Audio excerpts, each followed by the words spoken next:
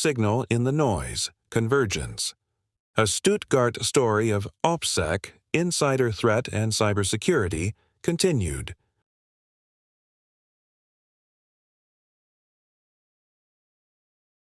Welcome to our Stuttgart community messaging platform called the OPSEC Minute Extended. On Mondays, we use this space, in posted YouTube videos, to share both a little OPSEC, or Operation Security wisdom, along with an occasional Marvel team-up bridge that ties into other regulatory security disciplines and policies. Please feel free to like, share with family or friends, or subscribe, and check out the video of this and other OPSEC Minute extended stories on our YouTube iSecure Narratives channel. Simply let our stories capture your imagination as they play in the background while you tackle your morning routine and backlog of email. Now, enjoy this week's OPSECure Narratives. Prologue, The Second Shadow. The first mistake in security is believing you neutralized the threat. The second is believing it was the only one. For intelligence analyst Jess Brenner, the chilling surveillance photo of her apartment sent by an anonymous adversary proved one terrifying reality. The insider they had just caught was merely a pawn. The true enemy was still in the network, and they were watching her every move. Act 1. The Networked Threat. Jess didn't sleep. The photograph from the anonymous email remained burned into her mind. The angle, the timing, the undeniable message behind it. Someone had watched her, tracked her. More importantly, they had anticipated her. Inside the secure conference room at Patch Barracks, the atmosphere had shifted from investigative to operational. The room was no longer dealing with a contained insider threat. "This is networked targeting," Special Agent Lena Kruger stated, her voice sharp and precise. Mr. Andrew Williams, the Information Systems Security Manager, leaned forward and mirrored his display to the main screen. "And now, we've got something to match that assessment. Over the last 48 hours, we've detected low-signature probing across multiple enclaves. Not brute force, precision mapping." "Reconnaissance," JB noted, his arms crossed tight against his chest. "Exactly," Andrew replied. "They're not trying to break in. They're trying to understand how to walk in." Within hours, the scope of the problem widened dramatically. Notifications cascaded in from Wiesbaden, Ramstein, and Vicenza. The pattern was identical: low-noise network probing and subtle credential harvesting attempts targeting personnel with known access to operational timelines. At the head of the table, Colonel Edward Sanford assessed the data. "This isn't random, this is coordinated shaping." Mr. Alonzo Edwards nodded slowly. "And it aligns with human targeting, social combined with cyber." Jess felt her stomach drop as the realization hit. "They're building profiles," she said quietly. Every head in the room turned toward her. She swallowed hard, finding her voice. Not just systems, people, habits, access points, weak moments. Agent Voss gave a slight, grim nod. "Exactly." Act 2. The Relay Trap. The breakthrough didn't come from a firewall triggering an alarm. It came from a mundane calendar invite. Mr. Arthur Blunt, an Information Management Office contract technician, flagged it first. "Sir, you need to see this." On the screen sat a shared calendar event that appeared entirely benign: logistics sync, cross-site coordination. Except it hadn't been created by any verified user on the network. Worse, it had already been accepted by 3 personnel across different installations. Jess leaned in, studying the metadata. "What's the payload?" Andrew answered grimly. "Not malware, not yet." He zoomed in on the routing data. "It's a credential relay trap. Think of it like this. They click the meeting link. It routes through a spoofed authentication gateway that looks identical to our secure login. Man in the middle? Ethan asked from the back of the room. Exactly, Andrew confirmed. But cleaner. No alarms, no flags. JB exhaled a long breath. They're not hacking the system. No, Jess finished the thought. They're letting us authenticate ourselves into their system. Act 3. The Counter-Trace. The room faced a critical tactical choice. Shut everything down and burn the adversary's access, or fight smart. Mr. Robert Taylor, the protection chief, outlined the risk.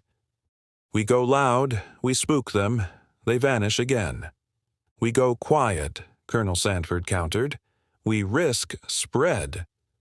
Silence dominated the room until Jess spoke up, her voice steadier now than it had been in days. What if we let them think it's working? Controlled exposure, feed them access, track their movement. Agent Kruger's eyes sharpened with interest. A counter-intrusion trace. JB allowed a rare, slight smile. That's a bold move for someone 6 months into Stuttgart. Jess met his gaze without blinking. They already picked me.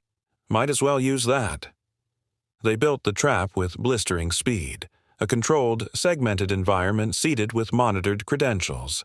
Then they waited. It didn't take long. Within hours, the captured credentials were used. The login didn't originate locally. It was routed, bounced, and masked through a labyrinth of global nodes. Andrew's fingers flew across his keyboard until he suddenly froze. Got you. He enlarged the trace path on the main screen. Primary relay node just resolved. Agent Voss leaned in close. Where? Andrew hesitated, staring at the geopolitical coordinates. Not where we expected. Act 4. Battlefield Shaping. The atmosphere in the EOC shifted instantly as the location materialized on the map. It wasn't a random server farm, nor was it a criminal syndicate hub. It was a state-adjacent infrastructure node, deeply tied to ongoing geopolitical friction and recently highlighted in intelligence briefs regarding Eastern European cyber posturing. Colonel Sanford's voice dropped an octave. This just escalated. This isn't just espionage, Agent Kruger noted. It's preparation, Jess whispered. JB finished the grim assessment. Shaping the battlefield before anyone realizes there is one.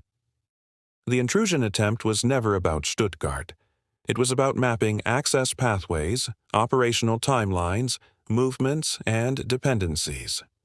It was a digital rehearsal for a kinetic future. Suddenly, minor incidents across the theater made sense. Logistics systems experiencing minor delays, travel reporting anomalies flagging inconsistencies, targeted query attempts in personnel databases. All low-level, all deniable, all connected. Sergeant First Class Kaylee Schrader slammed her notebook shut. They're testing our response time. Lieutenant Colonel Daniel Jimenez, Director of Emergency Services, added, and identifying friction points. Jess stared blankly at the cascading data streams. They're not attacking yet. They're learning how to win when they do. Act 5. The Invisible War.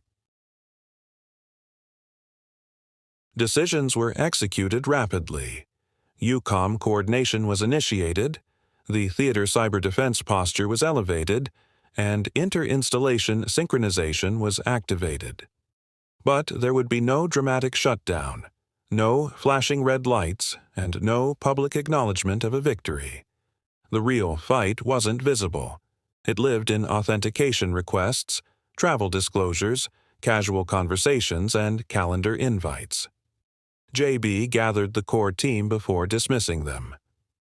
This is the part people don't like, he said quietly. No clean ending, no headline victory. He looked directly at Jess. Just vigilance. Later that night, Jess stood outside in the courtyard. Same spot, same biting cold air, different person. Ethan walked out to join her. "You just helped expose something way above our pay grade," Ethan said. Jess shook her head, her eyes fixed on the tree line. "We didn't stop it." "No," he agreed, "but we saw it." She pulled out her phone, looking one last time at the message. "Next time, you won't." Jess locked the screen, slipping the phone into her pocket. "Yeah," she said quietly. "They're wrong." Epilogue: The reality we live in. Weeks later, the garrison looked normal again. It always does on the surface. But underneath the daily routine, incident reporting had increased. Awareness had sharpened. Quiet vigilance had become the localized culture. At a routine leadership sync, Colonel Sanford closed the briefing with a single, resonant line. "We don't rise to the level of our technology." He glanced deliberately at Jess. "We rise to the level of our awareness." Yet, in a dim room somewhere far from Stuttgart, a screen flickered. Data streams, operational profiles, and access attempts scrolled endlessly. Jess's file appeared briefly on the monitor before being minimized. A voice, calm, detached, and speaking in a foreign tongue, broke the silence in the dark room. "Phase 1 incomplete, but progress acceptable." A pause. "Continue pressure." The screen shifted. New targets populated. More installations, more names. The breach wasn't stopped, it was simply understood. And in the modern battle space, sometimes that is the only advantage you get.